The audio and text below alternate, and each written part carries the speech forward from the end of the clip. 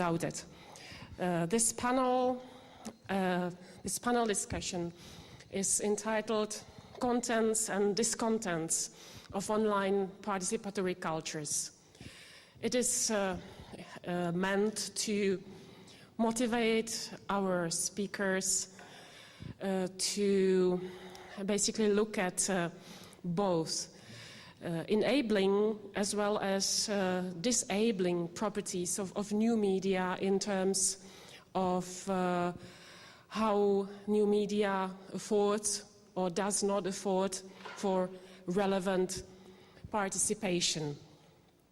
Let's start thinking together about the issue that has been tackled a couple of times in the presentations and also in the interventions of the members of the audience. Let's start thinking together about the space for and the place of the political in online participatory activities or in online activities in general. Political communication scholars usually come up with rather depressive figures.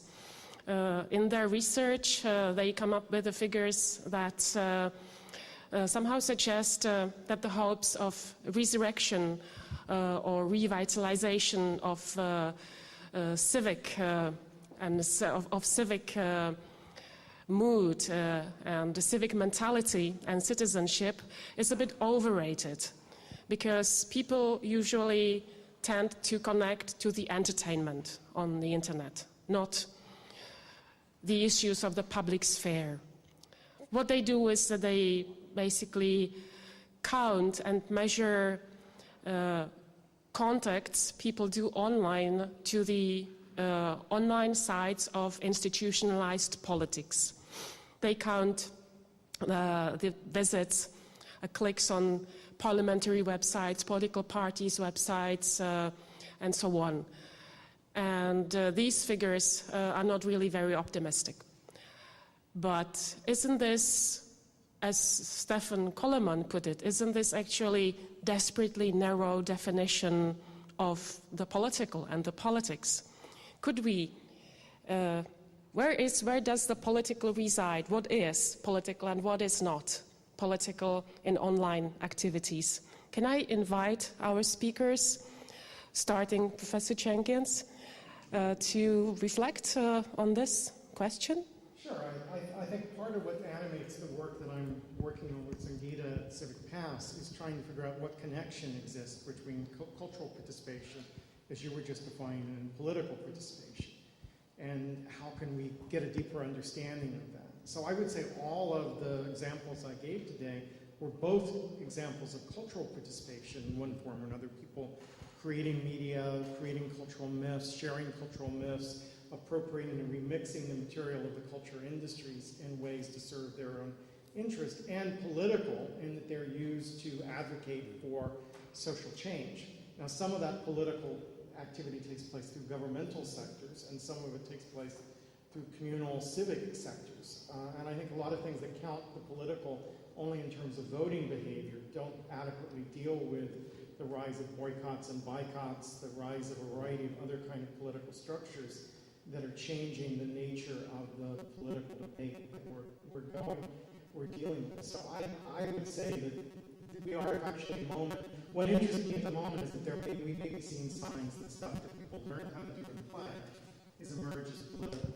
Ethan Zuckerman has this what he calls the cute cat picture theory of revolution, where he argues any platform sophisticated enough and any set of communities sophisticated enough to trade cute cat pictures can be used to overturn a government under the right circumstances. And it's about laying capacity, it's about acquired skills, it's about building a community that can pave the way, or the key word there is the right circumstances. So I really liked what Nico just had to say, and I think it'd be very easy to read us as opposite sides of some sort of spectrum, because critical studies and cultural studies are often framed that way. But in fact, I think we're asking the same questions and arriving at the same answers. And I see a focus on the mechanisms of participation, the values of participation as a shared topic that critical and cultural studies can talk about together, and at least be hopeful that we're at a point where we can refine our vocabulary enough to make some of the distinctions that were just being made. I think if we applied those distinctions to the groups I was talking about, we would see that in fact many of them do have a high quality of participation by most of the axes he was describing, and that would then allow us to locate specifically what are the things that block participation and what things impel participation, and can we create a space of greater quality of political participation. To go back to the original question for a second, in a way the political is everywhere. Something we tend to forget. Traditional political studies approaches have always explained to us that the political is only in institutionalized politics. And I think that is a power strategy in itself. And we should move beyond that kind of logics. The political is in the family, it's in the educational system, it's within the media, it's basically everywhere. It's not because we have a parliament at home, thank God we don't, but because we have conflicts and power relationships in every of these social settings. So the political is basically everywhere. The question then becomes, what kind of political do we have? And what kind of political do we want to have? And there is indeed a dialogue, which is very necessary between critical and cultural studies, and looking at where we can go. It is also being fed by more newer approaches in political studies, where people are looking at, well, what way should we actually go? There is the crisis of representative democracy. There is the crisis of institutionalized politics. The system isn't actually working that well. At the same time, and this is actually what your work shows wonderfully, people are horribly engaged. They're very active, but in a very different way. And there is a disconnect between these two systems, institutionalized politics that is saying we are representing the people, and the people themselves that are actually dealing with other topics in other ways than institutionalized politics is doing. So we have what is called the crisis of representative democracy. And at the same time, we have nothing but political activity. We have, well, not just kids, not just youngsters. We have many, many different cases. I mean, your 42-year-old school teacher is a wonderful example of somebody who is actually being political, is trying to change the power balance between a major broadcaster and a fan group or a group of fans. And these kinds of changes are absolutely crucial. And they, for me, are all political, and they do matter in trying to reconfigure the social, I would say. So a quick example of how institutionalized politics breaks down around this question. The Obama administration came in and said we're going to create a place where we hear from the public what issues concern them the most. And what rose to the top of the public concerns was legalization of marijuana, which, not unexpectedly, the Obama administration dismissed both it and the mechanism, saying this is an example of the trivialization of politics by participatory practices, rather than admitting that it's a political landfill that they as the administration weren't ready or prepared to act on, but it's a legitimate set of concerns for a variety of different constituencies. The war on drugs has done damage to many different groups in the society, and to define that as not an appropriate political topic because it doesn't meet the existing agendas of an elite representative system sort of shows the breakdown, how unwilling they really are often to embrace a fully participatory system of power and culture. I think it relates to how we define legitimate issues. It's like, I think people are very good at organizing themselves, for example, to get a certain feature in a video game included, and they're very good at that. And you can see all sorts of political activities going on. You know, they're campaigning for it, they're trying to, get coverage and so on. But would we consider this like a playground on which you can sort of like learn how these things work? Is it translatable? Is it, or would we just call this, political activity for with an apolitical goal? Coming at it from a different angle, I think what's interesting for, let's say, from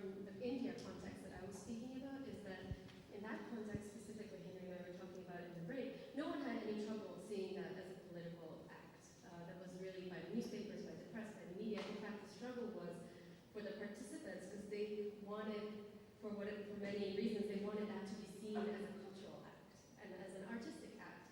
So there's actually the border or the definitions of where the cultural becomes political or where the political is cultural lie in a very different place there. And actually, one of our colleagues and a former classmate of mine, Jonathan Becker, wrote a really interesting contribution to the special issue that just came out, where he actually talked about the struggle to not have all participation be political, or seen as political in India, where the actual struggle is to have the possibility for cultural participation. Yeah, the thing is that these two are not binary opposite categories. There is more like a continuum, not a two opposite categories. And Jakub? First I want to say thank you, Nico, because when you said that politics is everything and everywhere, you blew it. Because you're right, definitely. But then all the other answers will be just illustrative. So thank you. But I will give some illustration. I'll give you some illustration from another point of view. When doing research within families, when looking for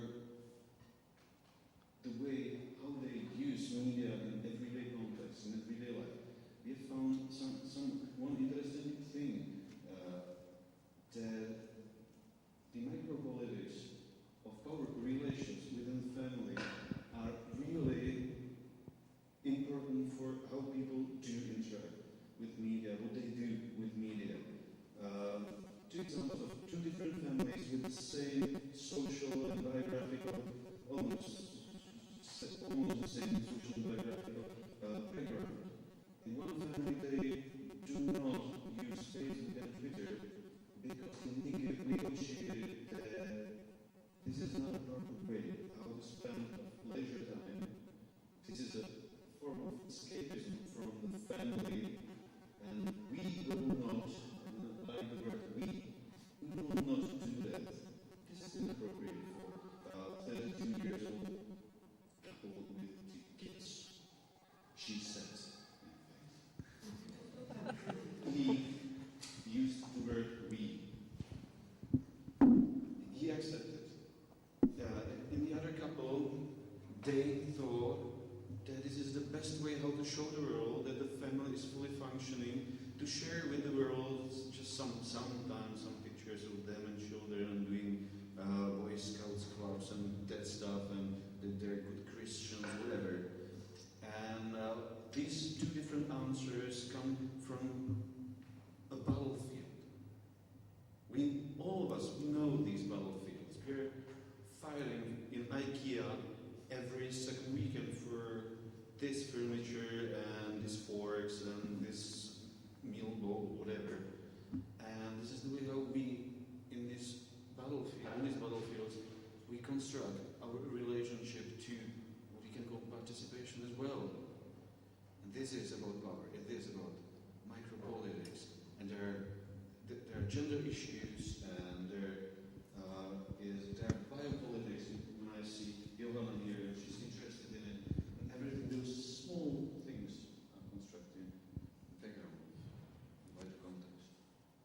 Maybe to correct something I said before when I was bitching about Giddens, there is actually one other thing he also did, which was really good, and that's a book on the democracy of intimacy, on the families.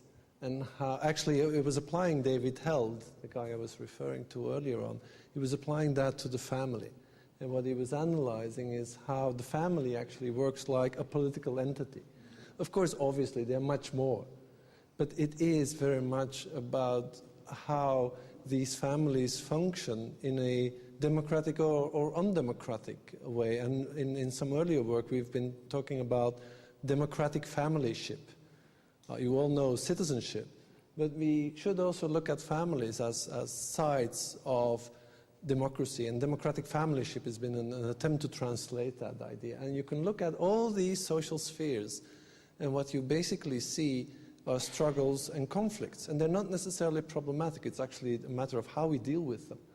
And in some cases, we see them being dealt with in very, very problematic ways, where there's a very authoritarian decision being made and others actually have no say whatsoever. And that very, very same model can be applied to all our social realities. And it is a choice between elitist, authoritarian models and very democratic participatory models. And we see that choice being made. There are many cases where governments who have a tendency of leaning towards these more representative, non-participatory models, they are still very much struggling with the participatory realities. There are many cases where we